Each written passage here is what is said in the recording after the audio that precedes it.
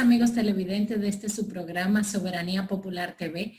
Gracias por preferir este espacio, gracias por preferir cada viernes dedicar el tiempo de escucharnos, nosotras con el firme compromiso de orientar a toda la ciudadanía en el ámbito de las novedades que tiene el mundo jurídico. Nosotras esta tarde, doctora Marilis Durán, como cada viernes, comprometidas aquí con nuestro público. Buenas tardes, doctora. Muy buenas tardes, Rosy Escoto y queridos televidentes que como cada viernes están ahí sentaditos esperando a Soberanía Popular TV. Un compromiso que asumimos con muchísima responsabilidad y con el deseo de cada viernes llevar informaciones de interés y que puedan contribuir a lo que es la formación y la educación en el ámbito jurídico de toda nuestra ciudadanía. Porque como le decimos a nuestros invitados, si bien es cierto que es un programa de contenido jurídico, lo queremos hacer siempre de una manera tan llana que nos entiendan los que justamente no son abogados, porque los abogados ya se supone que conocen lo que es la materia. Y nada, aquí estamos para servirles, como siempre, cada viernes, Soberanía Popular TV. Doctora, ¿qué tenemos en esta semana de novedades? Doctora, usted sabe que los abogados, a pesar de que, como usted dice, los abogados están orientados, pues nosotros tenemos un público jurídico que nos sigue y que agradecemos muchísimo el favor de la sintonía, el preferirnos cada viernes recomendándonos temas de interés.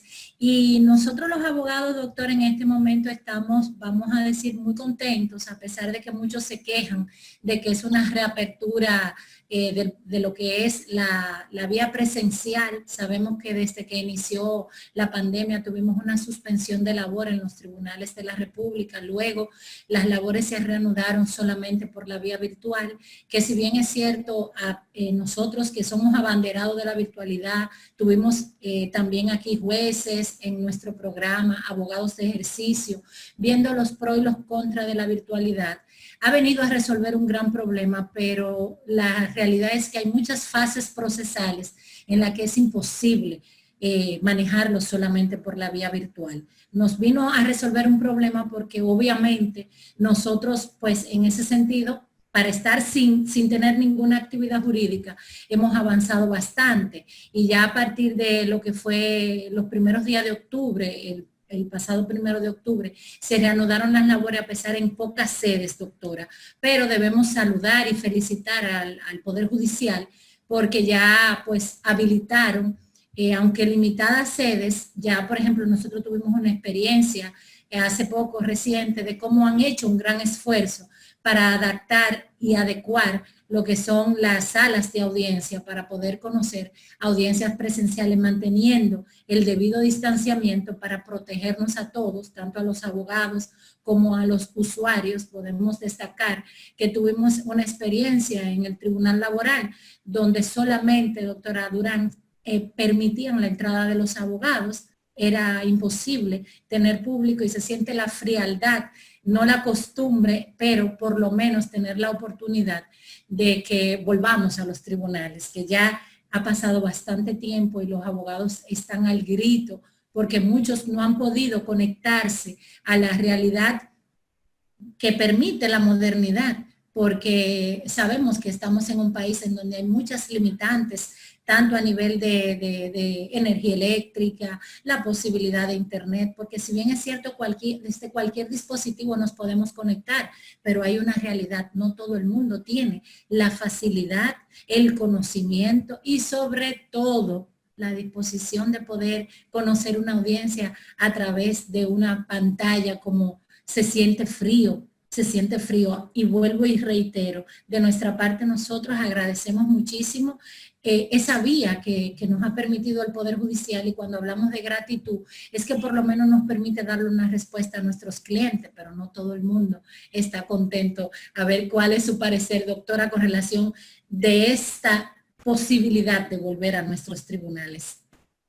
Realmente yo creo en los procesos, creo que el tiempo se encarga de decirnos qué es lo mejor, y lo que hemos vivido, no había otra alternativa que no fuera la virtualidad.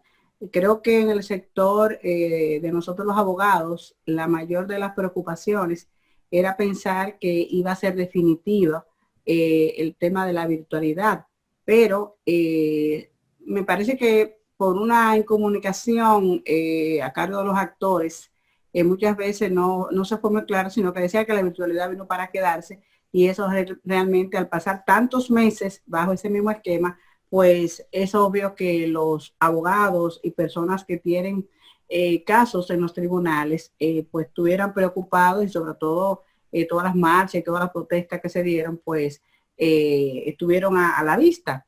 Pero gracias al Señor y gracias a que la pandemia, si bien es cierto que no es que ha desaparecido, tenemos la esperanza que se siga controlando, que el público, que los ciudadanos, que los usuarios del Poder Judicial, pues cada día tomemos conciencia, porque también estamos en una apertura no total, vale la aclaración, y va a depender, entiendo, del comportamiento, de cómo vaya sucediendo el COVID-19. Creo que la justicia es importante, es un tema constitucional, pero más constitucional será siempre preservar las vidas de todos los dominicanos y los actores del Poder Judicial.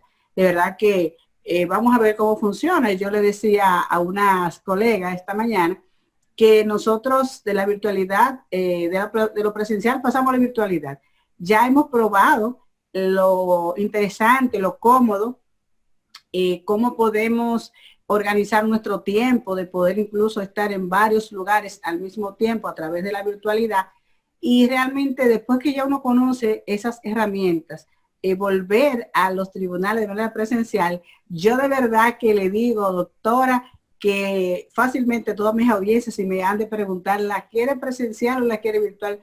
Yo me iría por la virtualidad, siempre y cuando no afecte de una manera dramática, de una manera muy precisa lo que es el proceso que uno tenga a cargo, porque eso te permite una mejor gestión, optimización del tiempo, y sobre todo creo que con el paso, muchos abogados que objetaban el tema de virtualidad, la vamos a pedir a Evito, porque aquí usted sabe que los tribunales adolecen de espacios, de ciertas condiciones que nosotros los abogados, los letrados merecemos, y que no están todavía dadas las condiciones, sobre todo el tema de parqueo, entre otras dificultades que todavía representan retos para el Poder Judicial, para tener una justicia de calidad, una justicia con dignidad, porque de verdad que cuando a usted le toca una audiencia en la zona oriental, en las condiciones que usted sabe, en un furgón, realmente tiene que ser una audiencia donde el profesional esté muy comprometido, y realmente para poder dar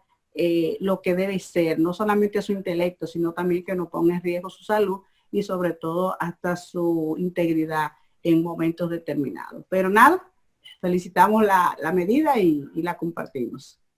Y de igual modo, doctora, nosotros vamos a compartir una noticia que el ámbito femenino de los abogados nos llena de muchísima alegría, y es que el Pleno de la Suprema Corte de Justicia recién designa a la magistrada Nancy Idelsa Salcedo Fernández como integrante del Consejo Nacional de la Magistratura.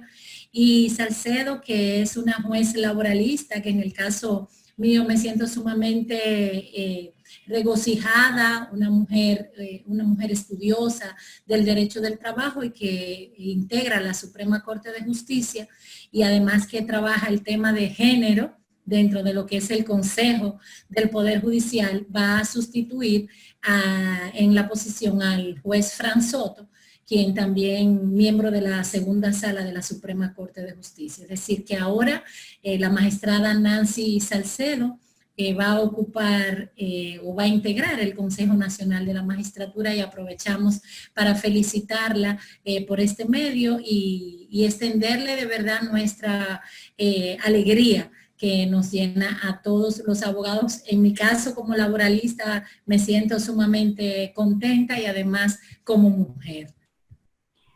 De verdad que comparto grandemente esa satisfacción, esa admiración que inspira a la magistrada Salcedo, quien ha demostrado por su trabajo, su trayectoria y capacidad, tener las condiciones idóneas para justamente pertenecer a ese importante organismo.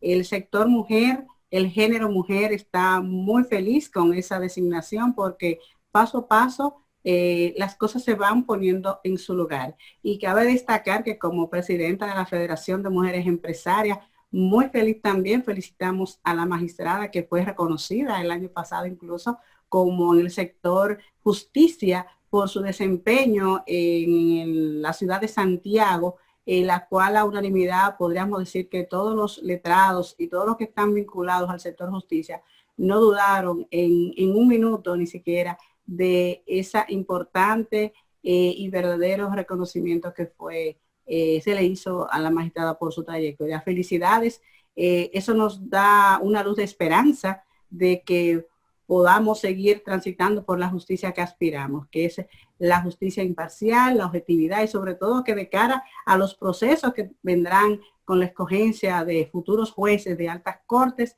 sabemos que la magistrada jugará un rol importantísimo y el hecho de mujer no es que crea un privilegio, pero sí una gran satisfacción, sobre todo por su capacidad. Muchas felicidades, magistrada. Así es, doctora, y es la primera mujer que ocupa ese puesto perteneciendo a la carrera judicial. O sea, es la primera mujer en toda la historia del Consejo Nacional de la Magistratura, lo que implica fortalecer la institucionalidad de conformidad a la nota de prensa que comparte el Consejo del Poder Judicial. Bueno, en otro orden y como último comentario, doctora, hoy tenemos un programa que viene a llenar un importante vacío a nivel de información, que aunque es una ley que data del 2017, no menos cierto es que no todos los ciudadanos conocen, no todo el que está en comercio la maneja, no todos los profesionales conocen la implicación del no cumplimiento de la ley 155-17 sobre lavado de activos y terrorismo. De esta manera que el programa hoy tiene una invitada experimentada, una destacada abogada en materia de lavado de activos y de terrorismo, de manera tal que el programa hoy se viste de lujo y queremos, antes de presentar nuestra invitada, que es la licenciada Paola Romero, pues presentar a nuestros queridos televidentes un interesante video para ponernos en contexto de qué es el lavado de activos de una manera gráfica antes de entrar a todo el detalle que sabemos que nos va a proporcionar nuestra distinguida invitada. ¿Qué le parece, doctora? Excelente, doctora, compartir con nuestros televidentes tan interesante video, de modo que, como usted bien señala, se pongan en contexto con el tema que vamos a tratar en esta tarde con la licenciada Romero. Adelante. La operación con la cual una persona u organización busca dar apariencia de legalidad a recursos generados de actividades ilícitas se llama lavado de activos. Y aunque parece un hecho aislado, son bastantes las organizaciones criminales que buscan ingresar el fruto de su actividad ilegal al sistema financiero a través de diversas transacciones, ocultando así el origen y trayectoria de los recursos. Pero, ¿en qué puede afectarlo esto? En que usted o su empresa, sin saberlo, pueden estar siendo utilizados para limpiar estos dineros ilegales, trayéndole como consecuencias pérdida de imagen, mala reputación, imposibilidad de acceder a los servicios y productos financieros, inclusión en listas internacionales, bloqueo internacional, pérdida de relaciones comerciales, discontinuidad del negocio, sanciones penales, prisión, multas, extradición, extinción de dominio, sanciones laborales, pérdida del empleo, sanciones administrativas, cierre del negocio. Mientras que por el contrario, ¿sabe qué consecuencias positivas le trae a usted y al país el delito de lavado de activos? Ninguna. En 2011 las Naciones Unidas consideró que estos delitos llegan al 3.6% del Producto Interno Bruto Mundial. La buena noticia es que en nuestro país podemos contar con la buena fe y honestidad de la gente que en su mayoría son pujantes, transparentes y solidarios. Por eso queremos darle estos prácticos consejos para que su buena voluntad no la conviertan en una víctima de este delito. Dude de negocios fáciles. Pregunte una y otra vez el porqué de tantas gabelas. Nunca preste su nombre e identificación. Siempre pregunte el origen del dinero y los bienes con los cuales van a hacer negocios. Nunca preste sus productos financieros. Siempre documente las transacciones que realice. No acepte la cultura del dinero fácil. Exija siempre factura cuando realice compras de bienes y servicios. Cuando identifique una conducta delictiva, acuda a las autoridades, denuncie. Dude de negocios en los que prometen grandes ganancias económicas a cambio de una pequeña inversión. Actúe siempre con transparencia. Trate de conocer al máximo la contraparte en los negocios. No celebre negocios que no comprenda. ¿Qué sucede si contribuimos a evitar y controlar el delito de lavado de activos? Tendremos negocios con mayor permanencia y sostenibilidad. Atraeremos inversionistas, fomento de la inversión, generación de un ambiente de seguridad y confianza, fomenta la competencia económica legítima, desarrollo de una gestión empresarial responsable y segura, contribución al crecimiento socioeconómico del país. Protegerás tus ahorros y dinero. Y haremos de nuestro país un ejemplo para todo el mundo. Cortemos de raíz con el lavado de activos. Cortemos de raíz con el delito.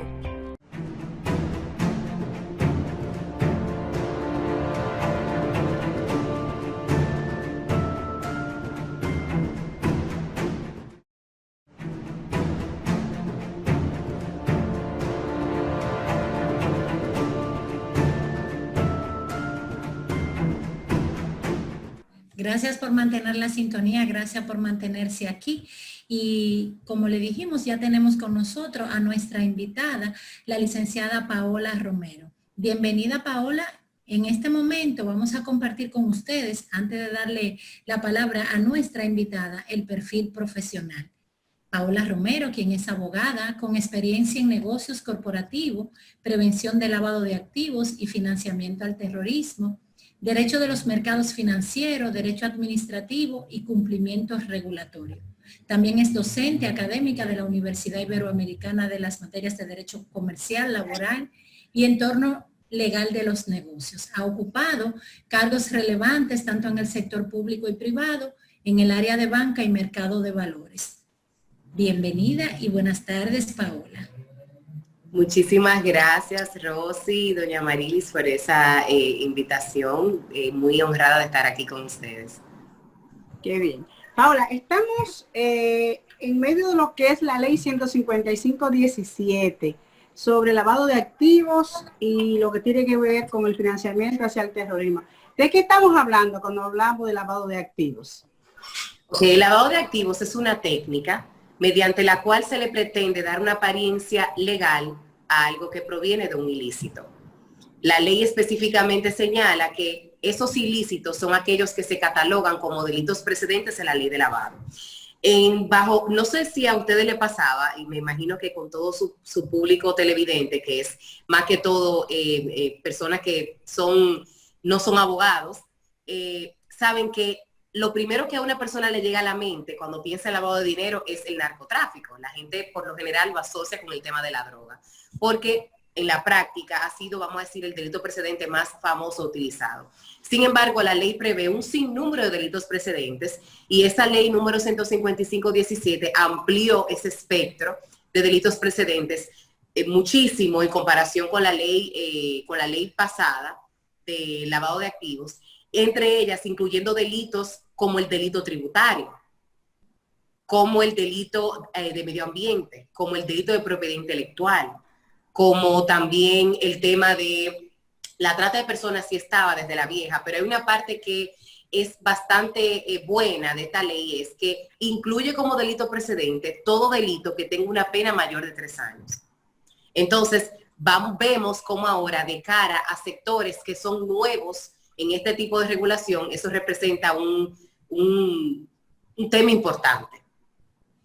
Paola, por ejemplo, hay una situación de preocupación y es cómo podemos identificar cuándo una operación es sospechosa. ¿Cuáles son esas operaciones sospechosas? Bueno, una de las obligaciones que tienen los sujetos obligados es el tema del reporte de operaciones sospechosas. La ley te dice qué es una operación sospechosa, pero en sentido general también te plantea que esta lista no es limitativa. O sea, en general, una operación sospechosa es toda aquella que resulte inusual, toda aquella que no concuerde con el perfil habitual de tu cliente.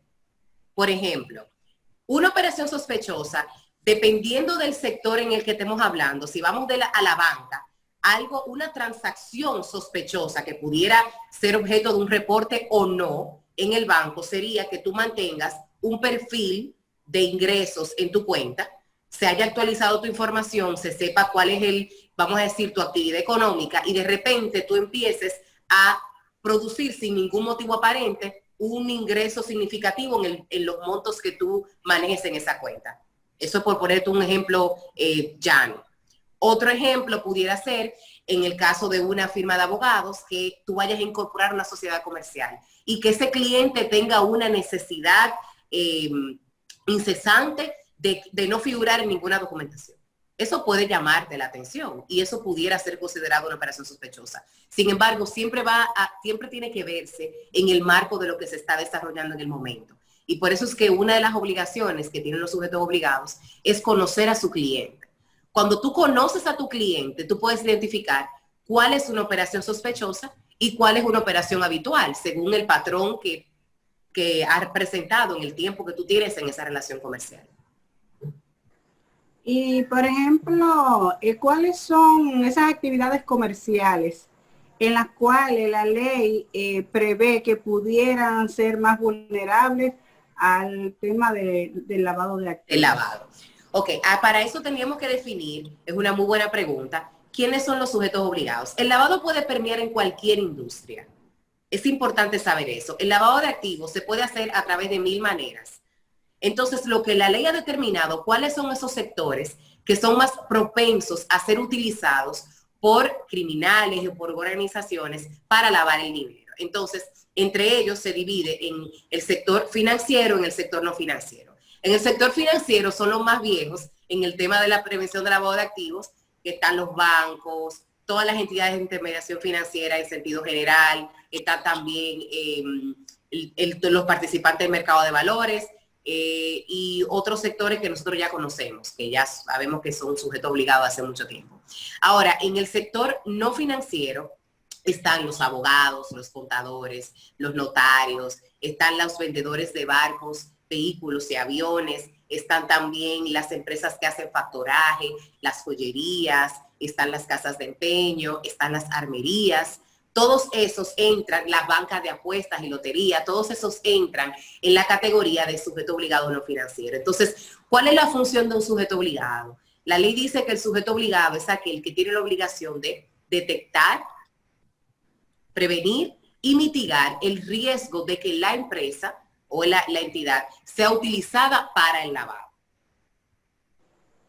Hay una situación con relación a la ley de reestructuración, que muchos abogados vemos la orientación del aspecto de ubicarse respecto a los beneficios de esa ley de cara a la ley de lavado de activos. ¿En qué sentido pudiera convenir hacer lo que es la transparentación, transparentar lo que son los bienes que se tienen con intención de estar de conformidad con la nueva ley de lavado de activos? Ok, eso no sería la ley de reestructuración, sería la ley de transparencia y revalorización patrimonial, que es la ley 46-20. Esa ley es una ley que no sé si ustedes recuerdan que cuando salió esa ley, en la opinión pública se despertó una inquietud, un rumor de que era una ley que se utilizaba, que se estaba propiciando para que los políticos que estaban saliendo pudieran transparentar el tema de sus recursos ilícitos, y es todo lo contrario. Habiéndose incluido el delito tributario como un delito precedente de lavado de activos, de alguna manera u otra el Estado tenía que proveer una especie de perdón o de amnistía o de oportunidad para que las personas voluntariamente declararan sus bienes. Entonces, el tema de la conveniencia o no va a depender de muchos factores. A mí siempre me gusta abordar este tema de la ley 46-20 de cara con un asesor fiscal, porque la ley, su naturaleza más que nada es fiscal, es de carácter fiscal, no es de carácter legal, pura y simplemente. En ese orden, es muy importante que eso se aborde de este punto de vista. ¿Y a qué me refiero con el tema de ver si conviene o no? Sencillo. Por ejemplo, ahí, dependiendo la naturaleza de la propiedad que tú quieras revalorizar, tú vas a ver si te conviene o no acogerte a la ley. Te voy a poner un ejemplo puro y simple. Yo tengo una propiedad de la cual yo pago el 1% del impuesto a la propiedad inmobiliaria. ¿Qué sucede? Esa propiedad está valorada ahora mismo en 4 millones de pesos, por ponerte un ejemplo. Pero el valor real de esa propiedad, es de 15 millones de pesos. Entonces, ¿qué sucede? Yo lo tengo registrado en 4 millones actualmente para pagar el 1%. Pero, ¿qué sucede? Entre mis planes está que en 3 años o en 1 año yo quiero vender esa propiedad. ¿Qué va a pasar? El impuesto de ganancia de capital que va a haber ahí hace atractivo que yo me acoja a esta ley por los beneficios que me da del tema de tributación. ¿Por qué? Porque lo que esta ley me dice es que yo acogiéndome a esto, yo voy a pagar un 2% de impuestos, de cara a un 27% que yo pagaré del impuesto de ganancia de capital. Como le dije, es un tema puramente fiscal. No quiero salirme mucho del tema del lavado, porque mi especialidad no es derecho tributario, pero quise poner ese ejemplo para que se viera de una manera más llana la situación. Qué bien. Y las entidades que intervienen en esta aplicación de la ley 155 con miras al cumplimiento, ¿cuáles son esas? Perdón, ¿me puedes repetir la pregunta? Digo, las entidades que intervienen a los fines de la prevención del lavado, de conformidad con la ley 155. Las entidades que intervienen son los organismos supervisores o los reguladores, que varía dependiendo del sector en que se trate. Por ejemplo, en el sector no financiero, el regulador de los sujetos obligados no financieros es la Dirección General de Impuestos Internos. En el caso, vamos a decir, del 99% de los sujetos obligados no financieros. En el caso de las constructoras, de las bancas de apuestas, los concesionarios y sus concesionarios, las bancas de loterías, eso se los regula el Ministerio de Hacienda, ese es su regulador. En el caso del sector de las entidades de intermediación financiera, es la Superintendencia de Bancos. En el caso del mercado de valores, es la Superintendencia del Mercado de Valores. Así que también intervienen, eso es en el ámbito de los reguladores, también van a intervenir la Unidad de Análisis Financiero, la UAF, y básicamente esas son las entidades que de cara al organismo, vamos a decir, de cara a las obligaciones inmediatas que tiene un sujeto obligado, con esas son que va a mantener una relación más estrecha de reportería, porque sabemos que en el tema de la persecución, de la prevención del lavado de activos, está también el Ministerio Público involucrado. Está también el Comité Nacional contra la Prevención del Lavado de Activos, es también uno de los organismos que regula todo el sistema de prevención en nuestro país.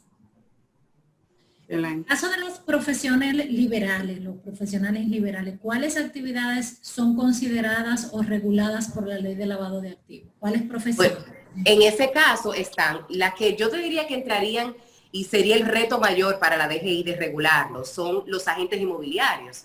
Los agentes inmobiliarios, no existe un registro de agentes inmobiliarios. Ahora, muy recientemente, creo que fue este mismo año, la Asociación de Empresas Inmobiliarias, la AEI, sometió o ha trabajado con el tema de que se someta un proyecto en el cual se tenga una especie de licencia para los agentes inmobiliarios, que es bastante beneficioso de cara al sistema de prevención, porque las profesiones liberales son las más difíciles de regular.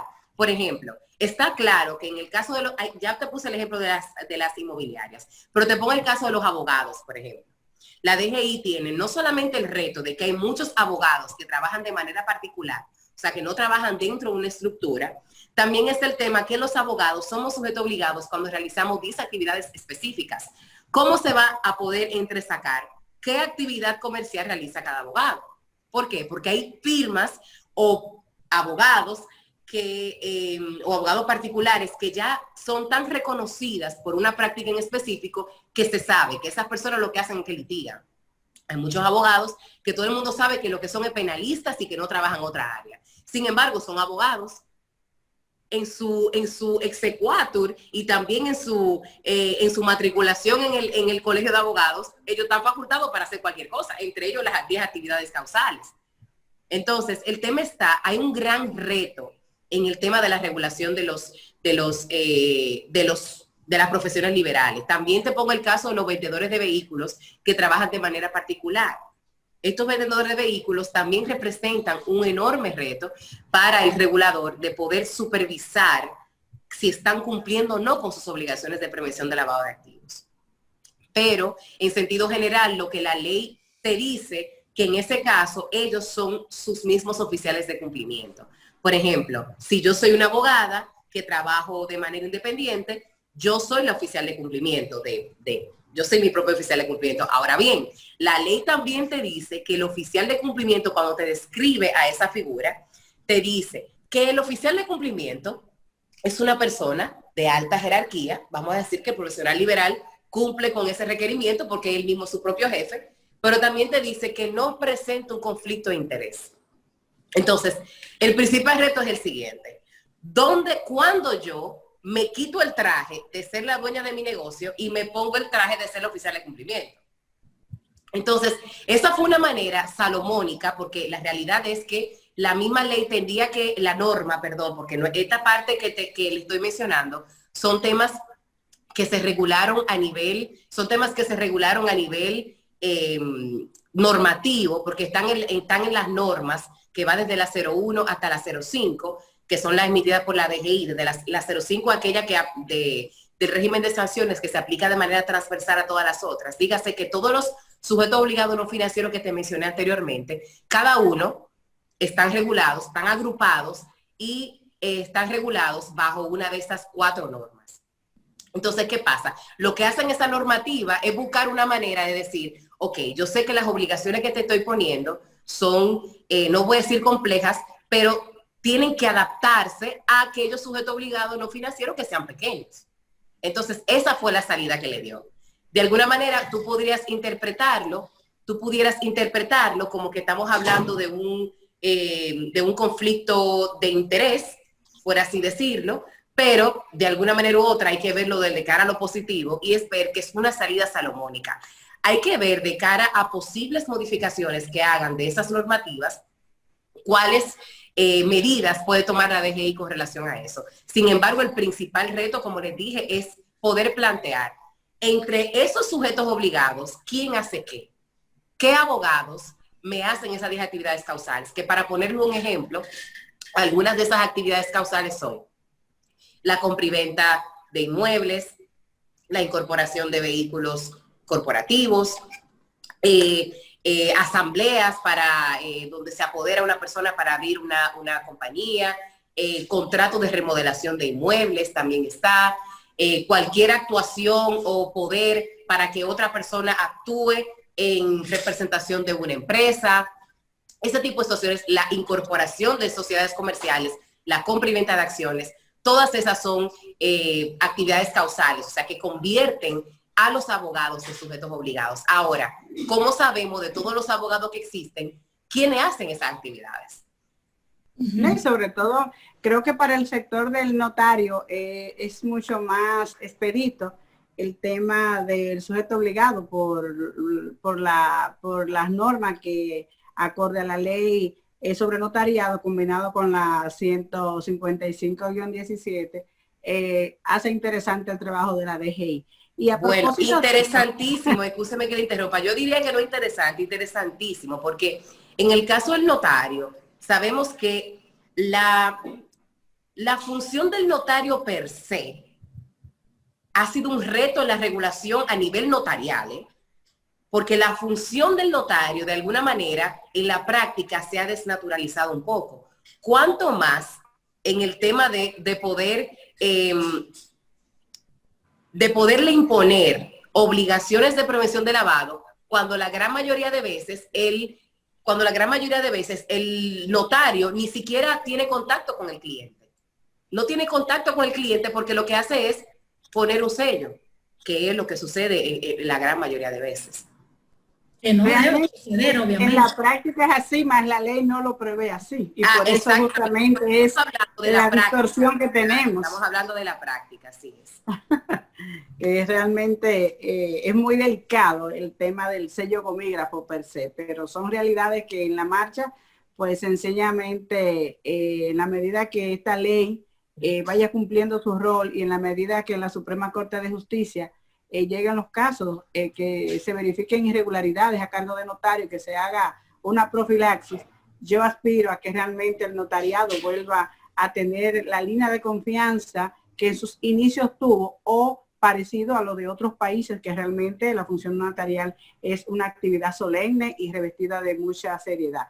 Y tenemos que seguir caminando hacia eso. Y a propósito, Paula, quisiéramos saber los umbrales que hay que tomar en cuenta a la hora de hacer una negociación, sobre todo de cara a nuestro público televidente. Cuando voy a comprar un inmueble, ¿cuándo puedo usar efectivo para un vehículo, para un inmueble? Danos más o menos un detalle para que ellos estén conscientes, todos estemos conscientes, cómo manejarnos para no caer en violación a la ley 155. Bueno, mira, es un tema, una muy buena pregunta, porque la ley 155, en su artículo 64, establece las limitaciones al uso del efectivo. Y te dice que tú no puedes comprar un inmueble, o sea, utilizar más de $1 millón para la compra-venta de un inmueble en efectivo. Te dice que tú no puedes comprar, incorporar sociedades comerciales o comprar o vender acciones o cuotas sociales por más de 250,000 pesos. Te dice también que en el caso de la compra y venta de vehículos te pone un monto de 500,000 pesos. Y así también te va estableciendo otros umbrales que en su mayoría, los que están para abajo, están asociados a la constitución de gravámenes sobre esos derechos que te mencioné. ¿Qué sucede con eso? El artículo 33 del reglamento de aplicación de la ley 155 te dice que la aplicación del artículo 64 se sujetaba a que se emitan unos instructivos al uso del efectivo que tiene que emitir la Dirección General de Impuestos Internos. Hasta el momento, esos instructivos no han salido. Sin embargo, solamente ha salido que el mismo artículo 33 decía que el tema que tenía que ver con la incorporación de sociedades comerciales y la compra y venta de acciones debía emitir ese instructivo el Ministerio de Industria y Comercio. Entonces, básicamente, la única entidad que está solicitando el medio eficiente de pago para verificar que el pago no es un efectivo, por el momento, es la Cámara de Comercio. Son las cámaras de comercio, cuando estamos hablando de una operación que supera los 250,000 pesos. Luego, no sé si ustedes recuerdan que cuando salió la ley 155, el registro de título empezó a pedirlo. Sin embargo, tan pronto salió el reglamento que de alguna manera u otra apaciguó esa ola vamos a decir, de incertidumbre que se generó, dejaron de solicitarlo, porque es necesario que salgan los instructivos al uso del efectivo primero. Muy bien, nosotros debemos ir a una pausa para cumplir con nuestros anunciantes y las personas que nos apoyan a que esto pueda llegar a cada uno de nuestros televidentes. Así que mantengan la sintonía y en unos minutos regresamos.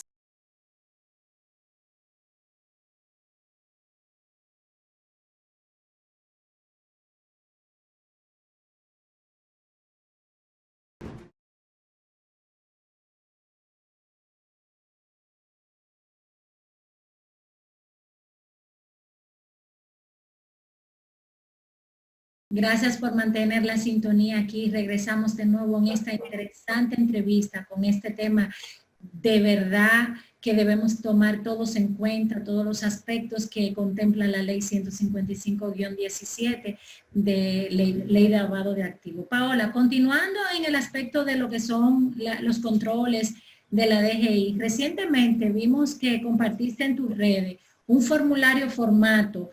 Háblanos un poquito referente a lo que es ese reporte que debemos hacer, quiénes lo deben hacer, con qué frecuencia o en ese sentido, todo lo que debemos tomar en cuenta.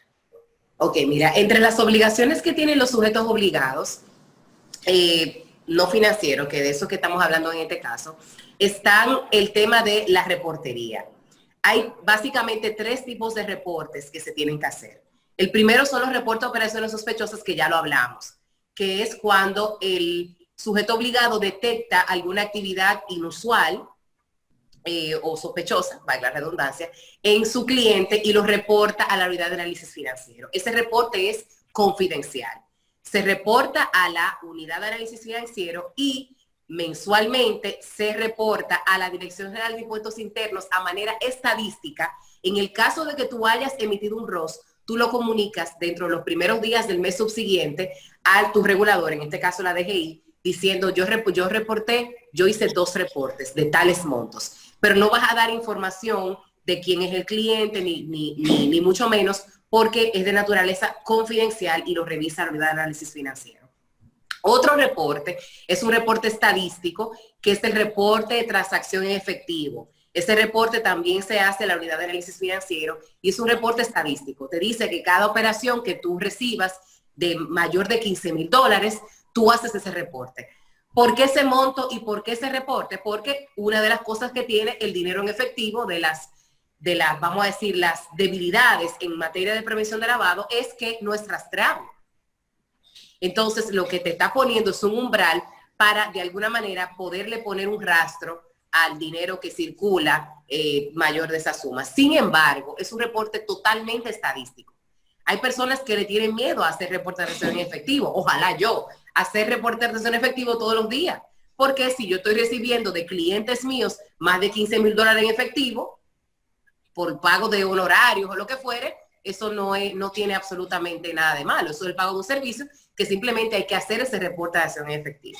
Entonces están los otros reportes, que son los reportes estadísticos. Esos reportes estadísticos son insumos que se le dan a la Dirección General de Impuestos Internos para ellos poder evaluar el riesgo. ¿Por qué? Porque así como nosotros, los sujetos obligados, tenemos que hacer una debida diligencia basada en riesgos, tomando en cuenta diferentes factores de riesgo que presentan nuestros clientes, asimismo la DGI tiene que hacer una supervisión basada en riesgo.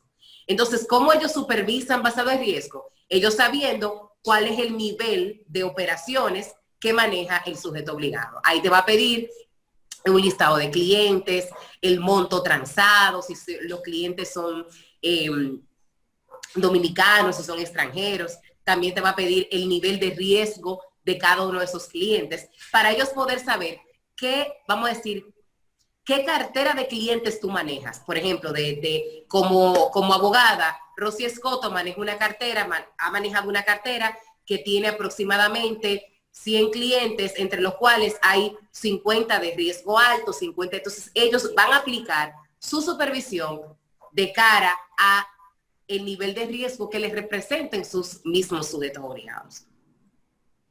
Muy bien. Una pregunta, todas esas disposiciones, partiendo de esos reportes, asumo que es una novedad que tiene la DGI en miras de seguir controlando lo que tiene que ver con las operaciones, porque sabemos que los reportes se hacen cuando la persona que hace la operación con el otro ciudadano le puede parecer sospechoso. En ese momento yo tengo la obligación, pero no de todas las operaciones que haga. Estos reportes vienen a cerrar la parte discrecional de si reporto o no reporto. No, porque el reporte de operación sospechosa es un reporte que se hace solamente en el caso que haya existido algo que te haya levantado una sospecha. El otro reporte es un reporte estadístico. De hecho, la noticia, perdóname, Rosy, que entre la pregunta que me hiciste, describiendo cada reporte, no te contesté con relación a lo que había publicado ayer, que es el formato de envío. Una de las cosas que no quedaban claras en la norma era el formato de envío de esa información. Entonces, ahora la DGI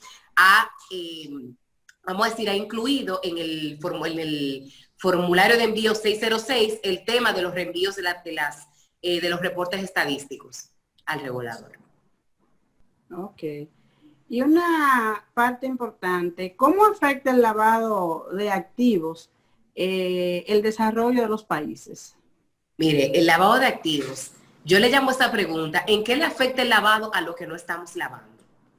Y esa pregunta es sumamente interesante porque el lavado de activos no solamente que está estadísticamente comprobado que aumentan los índices de criminalidad, los países que tienen un sistema deficiente en materia de prevención de lavado de activos, también fomenta una desigualdad enorme en el mercado. ¿Por qué? Porque digamos que una persona que está incorporando un negocio y entrando a un mercado con dinero ilícito, tiene de alguna manera u otra, pone en desventaja al que está vamos a decirlo en buen dominicano, guayando su yuca para conseguir el dinero, ¿verdad? También eso afecta a la reputación de los países. El tema y es importante, esa es una muy buena pregunta, porque es importante saber que el tema de la prevención del lavado de activos no es algo que surge, el ley 155 no es algo que surge de nuestro espíritu, vamos a decir, nuestro espíritu comprometido con prevenir el lavado de activos de nuestros legisladores, que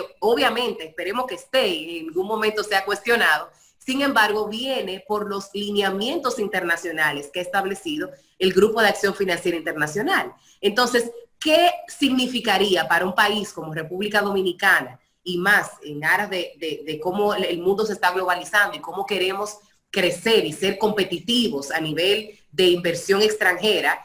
¿Qué significaría para República Dominicana entrar en una de las listas de Gafi? Por ejemplo, sabemos que estuvo Panamá, para decirte, países que están, por ejemplo, en la lista más mala, está, por ejemplo, está Irán, está Corea del Norte, son países que sabemos que tienen temas serios de criminalidad, de tráfico de armas, de todo eso, de terrorismo. Entonces, que República Dominicana se catalogue como un país que tiene controles deficientes en materia de prevención de lavado de activos no nos coloca en un buen lugar a nivel internacional. Además de eso, saber que toda la banca, por ejemplo, que opera en República Dominicana en moneda extranjera, todo lo que tiene que ver con con los bancos extranjeros que están localizados en República Dominicana, todo eso afectaría.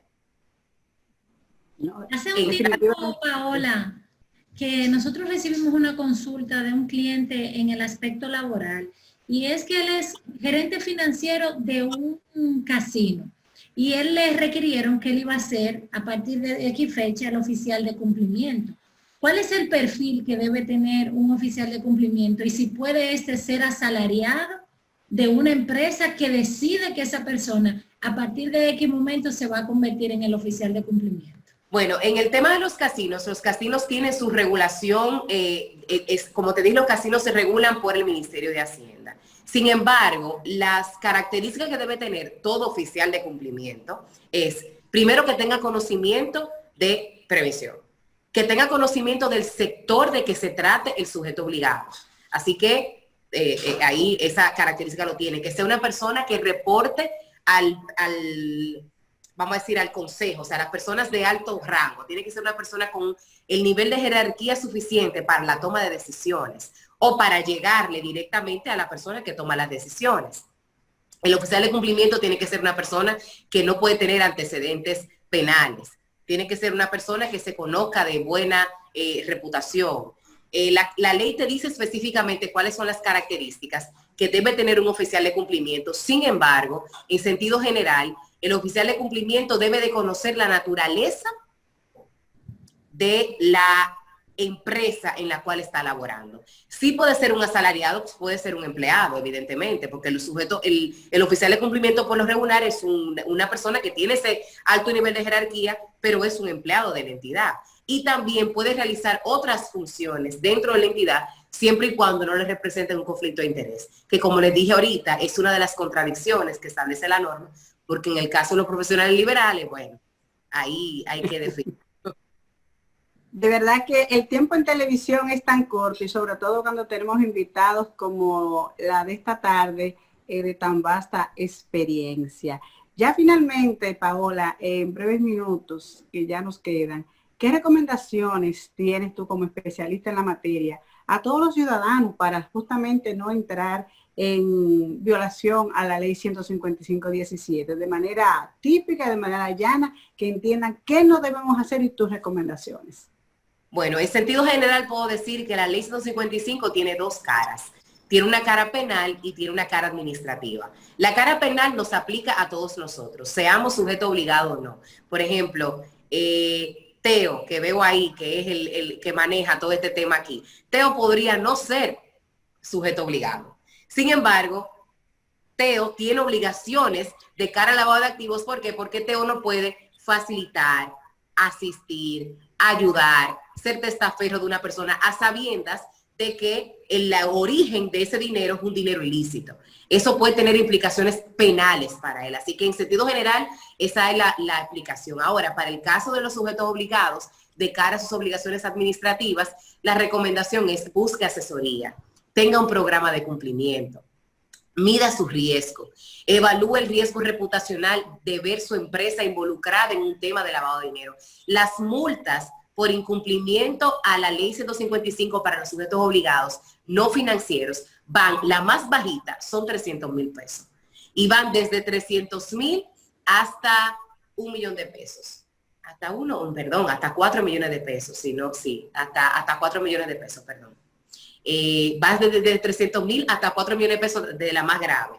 Entonces, lo importante aquí es saber que siempre va a salir más caro incumplir que cumplir. ¿Por qué? Porque incumplir y ser sujeto de una sanción de 300,000 pesos por una falta leve como enviar tarde un reporte, imagínese usted la sanción que le correspondería a usted por no hacer debida diligencia, que está señalada en nuestra ley 155 como una falta muy grave.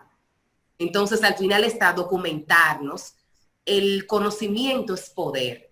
Siempre y cuando nosotros sepamos cuáles son nuestras obligaciones como sujeto obligado no financieros, no solamente podremos evitar las sanciones, sino, como les dije, podremos evitar que nuestra empresa sea utilizada para lavado de activos y que eso pueda afectar también nuestra reputación. Con muchísimo gusto pueden buscar información de nosotros para asistirle en el cumplimiento de sus obligaciones en materia de prevención de lavado de activos, en Certeza, en el Certeza Group. Certeza es consultoría estratégica, que eso, no sé, pues yo estoy aquí dando cosas aquí, no sé si el tema de dar nuestras redes sociales para que también... Excelente, excelente, muy bien. Eso va muy de la mano, porque no hacemos nada con decir el contenido, sino le proveemos a nuestros televidentes la vía de cómo accesar a nuestros invitados para justamente canalizar las soluciones de cualquier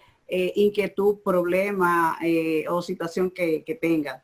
Válidamente. ¿Las puedes repetir? Las redes sociales, Paola Romero. Del grupo es Certeza con 2 Zetas, .group en Instagram. También me pueden seguir en mis redes sociales personales, Paola Romero Arnaud, en Instagram, en Twitter también, o también enviarnos un correo electrónico a info@certeza.com.de. Con muchísimo gusto podremos mandarle un resumen de las obligaciones que tienen como sujeto obligado no financiero, y en lo adelante poder asistirle en el cumplimiento de estas. La verdad que esto ha sido un programa de lujo. Muchísimas gracias, Paola Romero, por aceptar nuestra invitación, por permitirnos contar con tus conocimientos y que todos nuestros seguidores y televidentes que hoy sintonizaron a Soberanía Popular TV sacar el mejor de los provechos. Buenas tardes, bendiciones, Paola. Muchas gracias a ustedes. Admiración y respeto siempre, ¿eh? Ay, eso es recíproco y mi cariño también, y de verdad, muchísimas gracias por la invitación. Fue un gran honor estar aquí. Buenas tardes. Ha sido la primera más, no la última, Paola. Ay, eso espero que me sigan invitando. Claro que sí, ahora que hay contenido. Pues señores, llegó el final del programa. Feliz viernes, sean felices y hasta la próxima semana en una entrega de Soberanía Popular TV.